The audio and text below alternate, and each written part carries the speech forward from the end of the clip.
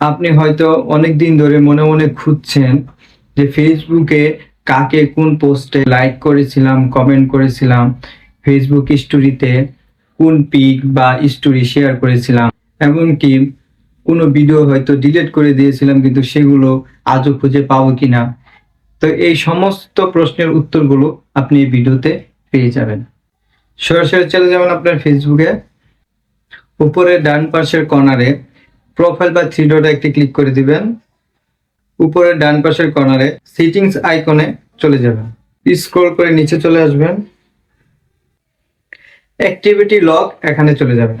এখান থেকে দেখেন public post, public tag, page like, following, add friends, এখান থেকে আস্তে আস্তে ডান পাশ থেকে বাম পাশে নিয়ে যাবেন, ইওর কমেন্টস এখানে চলে যাবেন। এখান থেকে আপনার সমস্ত কমেন্ট আপনি দেখতে পারবেন যে আপনি কোন পোস্টে কখন আপনি কমেন্ট করেছিলেন, সমস্ত কমেন্ট এখান থেকে আপনি সব দেখতে পারবেন। দেখি আমি কোন পর্যন্ত দেখতে পারি, যা যা কমেন্ট করছেন সমস্ত এখানে দেখতে পারবেন। তো এখান থেকে বেগে চলে যায়